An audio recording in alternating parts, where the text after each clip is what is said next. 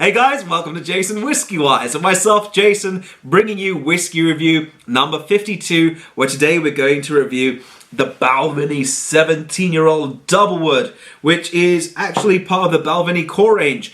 Now, if you have missed the last two uploads, they are on the Balvenie 12 Doublewood, the 14-year-old Caribbean cask, and this is the third installment, and the next one will be even the 21-year-old Portwood. So the core range is 12 Doublewood, 14-year-old Caribbean cask, 17-year-old boom Doublewood, and a 21-year-old Portwood. So a very nice, diverse core range from Balvenie. Now the 17-year-old Doublewood is actually the big brother, as I so to speak, or the elder sibling for the 12-year-old. So it's exact same casks, but just a longer length in terms of the maturation of the whiskey, in terms of the age as well. So we'll begin with my review style structure, which starts off with the age of this whiskey, and this is a 17-year-old whiskey.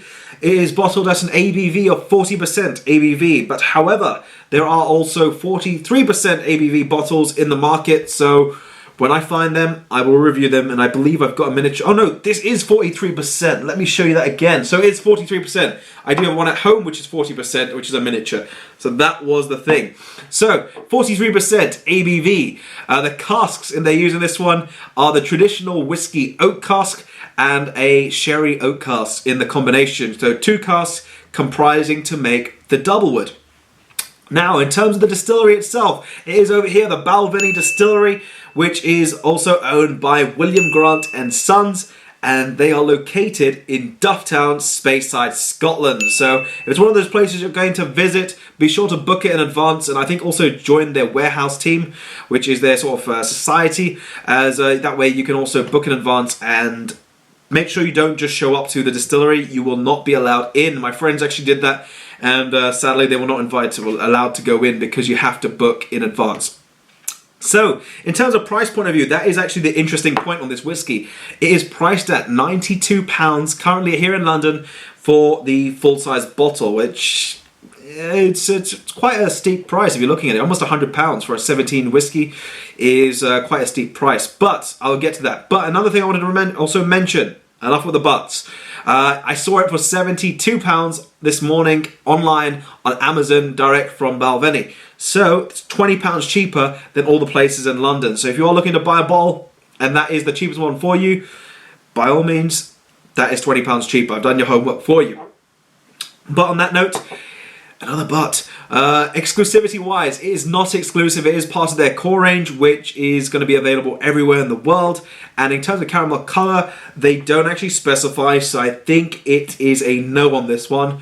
Because normally if it is caramel colour in the whiskey, they have to write it like what they do with the travel retail whiskies. So let's begin with the assessment of the colour on this whiskey, and I'm going to start off by just holding that up for the camera and for you guys at home to assess along with me. If you guys like to, dram along with me. I might be starting to do a few live streams and have a few guests. I'm hoping to have the brand ambassador for Paul John whiskey on here as well, and do the Paul John range as well. So that'll be quite cool, as I've done the Oloroso cast. So in terms of colour, I'm going with a bronze gold. It does look quite healthy. It's got a slight sort of orangey, sort of darker, coppery hue to it. So I'm going to go with a bronze gold. Okay, I've got to not jump the gun. Let's get next into the nosing. So into the nose. To begin my initial assessment of the nose, this is a little bit more punchy, and that little 3% does make a big difference. But I have let it settle for around about a couple minutes just to see how it changes, and it does become a bit more easier to nose. So do let it set with this one for a little bit of time just to let it breathe. It does start off with a little bit of a sweeter vanilla custardy note, and then I'm getting milk chocolate pralines. Not dark chocolate, this is all milk chocolate, quite soft. A little bit of toffee notes over there, which is a sort of toasted toffee. Definitely polished, freshly polished oak. And then right behind that, I'm getting a little bit of honeyed barley. Unforgettable notes on there. So really, really sort of not overly complex like the other whiskies I've nosed in the past, but this one is quite simple in terms of the nose. So next we're going to move into the palate. So into the palate. So initial impressions of the palate, quite warming as well. Getting those red apples, but this time they're spiced red apples. And you're just taking a bite out of that, you're getting the warmth and the peppery spice, but at the same time, red, juicy, succulent apples.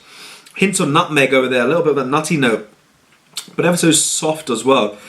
A little bit of those white pepper, which gave me that initial sort of spark in the heat.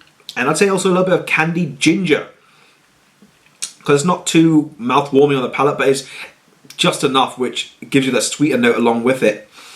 A little bit of reminds me also a bit of cinnamon swirls, and I've been eating those recently, so give me a little bit of a reminder of that. But I'm going to have a second tasting and see what other notes this one does have, because there is a little bit more of a slight sort of sweeter note just under it, and a little bit of a citrusy note. So to continue off where I left off, picking out a lot of those sherry characters, a little bit of sweeter notes as well, which remind me of the sort of fudge, quite sticky fudge. A little bit of also floral honey, which is quite a lighter note with that thicker note of the fudge.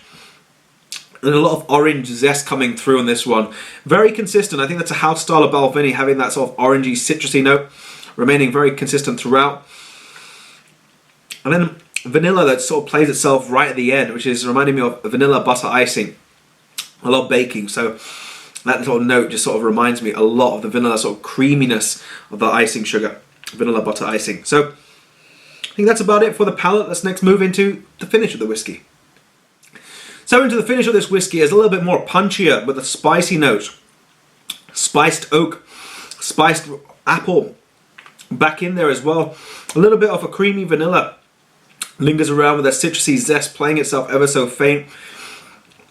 I'd say it's more towards a medium long finish. This one's not one of those ones that's super long, but then just there it cut off and then finished off. So quite a nice finish to this whiskey. But in terms of my rating for this whiskey, I am gonna go with an 88.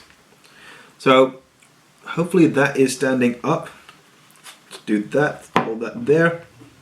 So I'm going to go with an 88 out of 100. The reason behind that, I feel it's a bit better than the 12-year-old. It has a bit more depth, a little bit more body behind it in terms of those notes are much more bolder and much more powerful. There's not lots of notes, there's not mass complexity, but there's just enough with those sort of richer depth and the spice. Citrus is so much more powerful as well on this 17-year-old than it was in the 12-year-old. So in terms of also comparing it to the 12-year-old, you can definitely tell it's a much more older version of the 12, because it's just those bold notes, as I mentioned before, just make themselves ever so present, and they're just standing up front. So in terms of adding water, adding this sort of stuff to it, would I recommend that? Maybe a little bit if you're short for time and you don't have time to air the whiskey, but I would highly recommend letting it breathe just for a little period of time. And if you need to, add a little bit of water. It will take a bit of the burn away from it, and a bit of the gingery spice, the sort of white peppery note as well. It will take that down. But in terms of value for money, this is one which I'm actually on the fence about, to be truthful. 50-50, or about being around about £92. I feel that is a steep ask. I just compared the 14 and the 12 before this one, and I personally feel if I was comparing this one to the 14, I would go with the 14, just because of the flavor profile, the uniqueness. That was more to my palate, but let me know what you guys think. If you think £92 is a steep price, for me, I think that is a little bit too steep, but that's, my opinion.